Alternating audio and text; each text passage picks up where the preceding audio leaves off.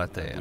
Et j'aurais aimé que l'on soit un peu plus prudent ou un peu plus réfléchi sur le type de messages et d'idées que nous envoyons dans l'espace à travers nos programmes radio et télévisés. Jusqu'à maintenant, personne ne nous a répondu. Mais si cela changeait?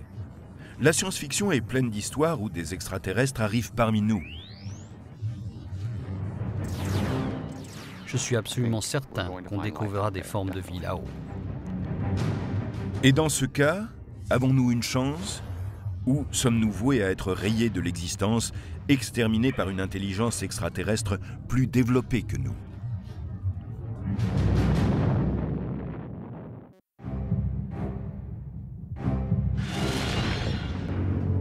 Ils disent être pacifiques et laissent notre planète en pièces.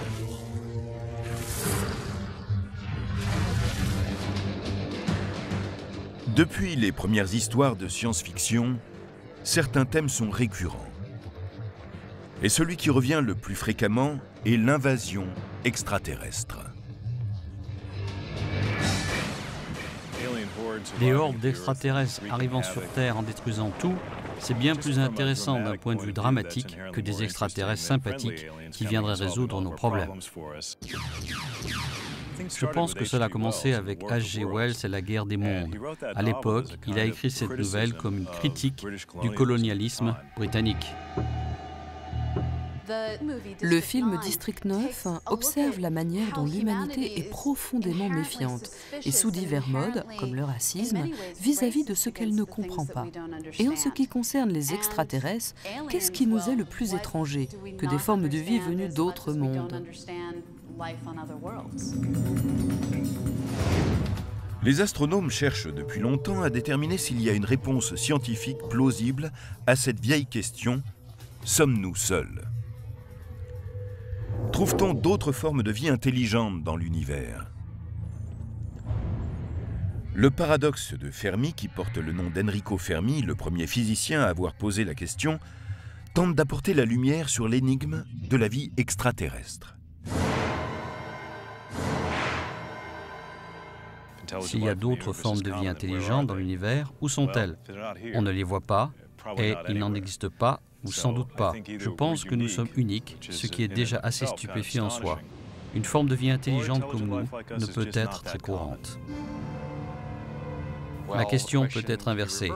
Pourquoi ne nous ont-ils pas détectés? Et on le comprend bien. Ce sont nos émissions d'ondes radio qui disent au reste de l'univers que nous existons. Et on a commencé à émettre sur la partie radio du spectre électromagnétique que depuis les années 20, en quantité assez grande pour être détectés.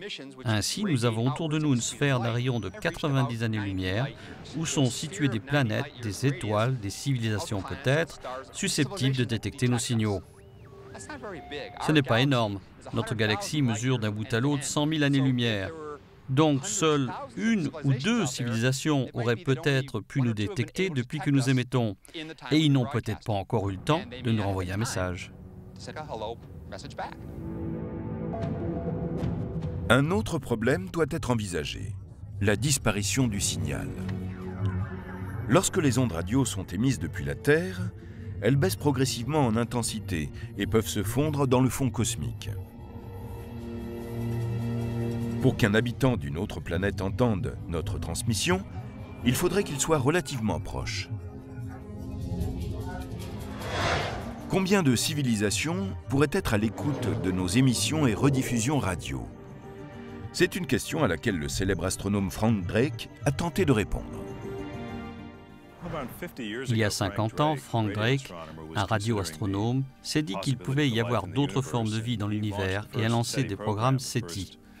C'est la première tentative pour écouter des signaux provenant d'autres étoiles à l'aide d'un télescope. Drake s'est alors demandé combien de civilisations il pourrait y avoir dans notre galaxie. Comme tout bon astronome, il a effectué des calculs et a créé une équation qui permet de calculer le nombre de civilisations dans notre galaxie.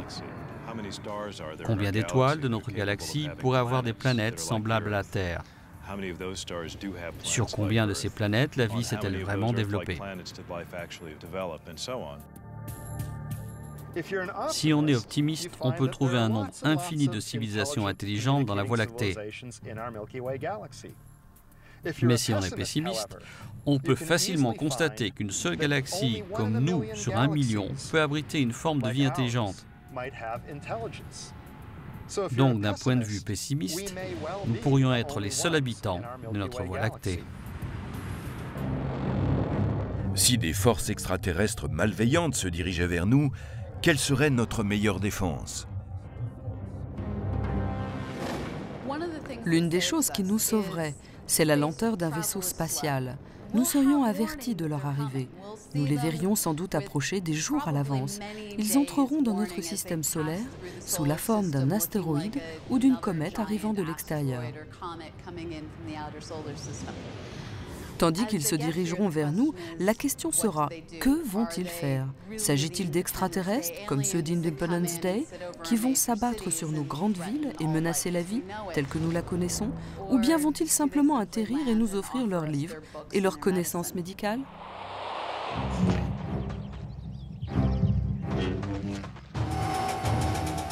S'ils déclenchent un combat de rue, peut-être la Terre sera-t-elle sauvée par des armes inspirées de la science-fiction. Depuis l'élégant sabre laser de Luke Skywalker jusqu'au pistolet laser, on ne manque pas d'armes de poing dans la science-fiction.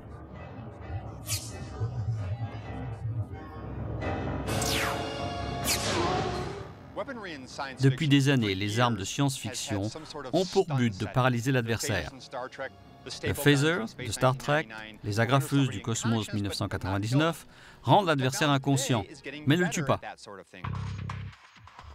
Inspirés par la science-fiction, les chercheurs en armement continuent à développer différentes façons d'affecter le comportement de quelqu'un sans lui trouer la peau avec un projectile grossier.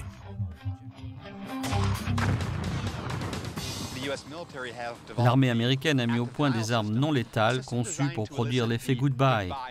Il s'agit d'un puissant émetteur de micro-ondes. On tire pour disperser la foule. Les gens ont littéralement la sensation que leur peau est en feu. Alors ils disent « goodbye ». D'autres projets militaires exploitent la puissance de l'électricité. Ils s'appuient sur la technologie du taser pour produire un choc non létal. Un phénomène aussi simple que l'électricité est bien sûr de la vraie science. Elle a donné pas mal d'idées à la science-fiction et donne toute sa puissance à l'une des plus célèbres machines à remonter le temps.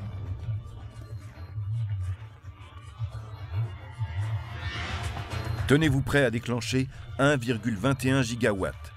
Mettez en route votre convecteur spatio-temporel et en route pour un voyage vers le passé.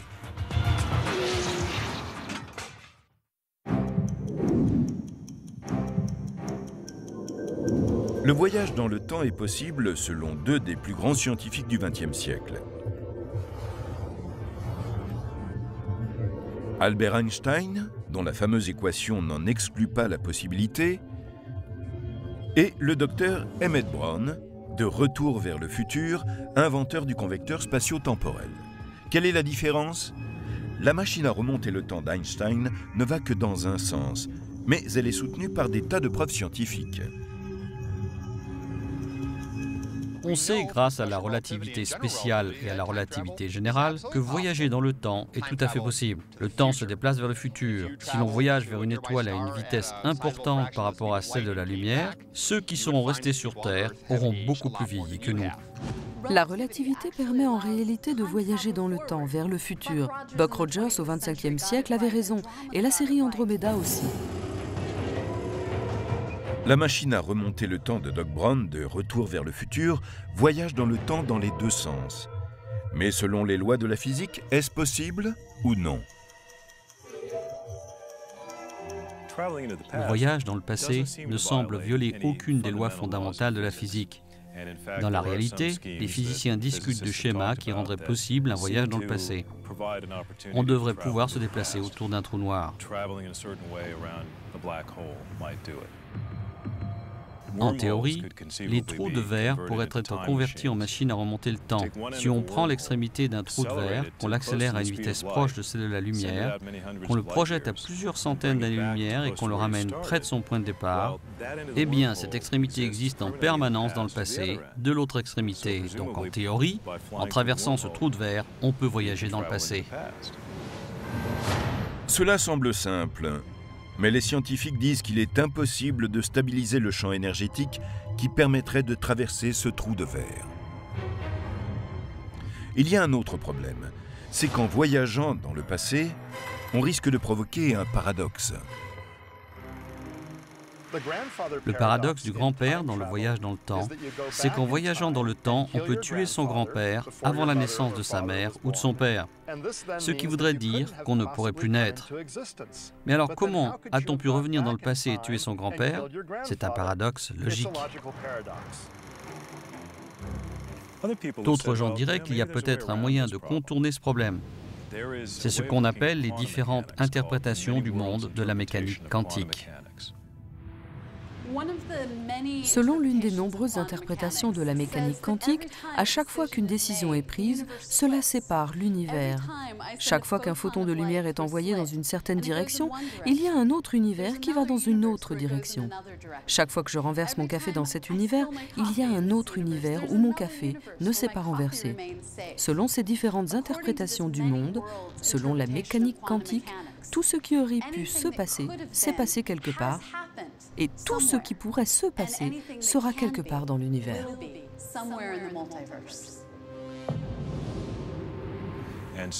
Il y a donc un nombre infini d'univers, séparés d'une autre, à chaque seconde de chaque jour de chaque année. Et si c'est le cas, alors on pense que si l'on peut voyager dans le temps, on pourrait tuer son grand-père et être encore en vie. C'est juste qu'on aurait voyagé dans un univers différent. Si l'on peut voyager dans le temps, une chose est certaine, cela nécessitera beaucoup d'énergie. Dans Retour vers le futur, le Doc peut voyager dans le temps quand il arrive à mettre sa DeLorean sous une tension de 1,21 gigawatts et à atteindre une vitesse de 40 mètres par seconde.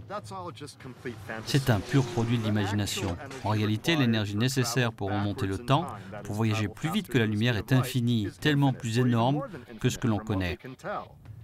Il faudrait une sorte de trou de verre géant ou un raccourci à travers l'univers, 1,21 gigawatts. C'est simplement impossible. 40 mètres par seconde, c'est tout simplement impossible. Parfois, la science-fiction l'emporte sur la vraie science. Qu'est-ce qu'un convecteur spatio-temporel? Comment cela marche-t-il? J'en ai pas la moindre idée. La trilogie Retour vers le futur montre également des voitures volantes qui dévalent des autoroutes aériennes dans un futur assez proche, 2015. Beaucoup d'ouvrages de science-fiction ratent leur objectif quand il s'agit de prédire l'avenir.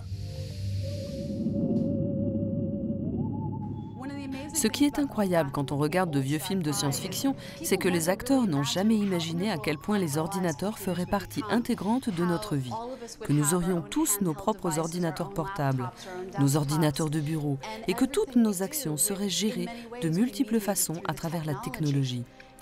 Même les enfants ont bien souvent leur propre ordinateur, et on ne voit pas cela dans la science-fiction. Mais la frontière entre la science-fiction et la science réelle s'estompe petit à petit.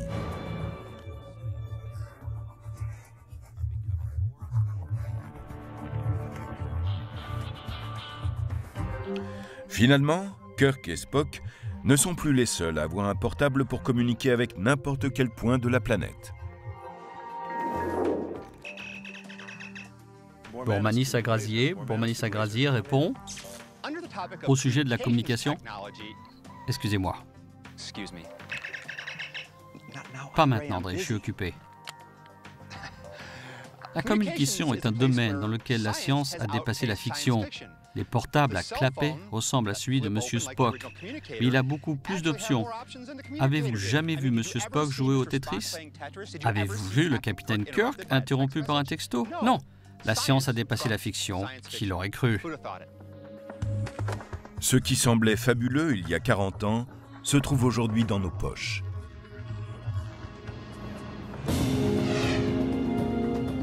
La science-fiction est le visage rêvé de la science. Elle relève de l'imagination.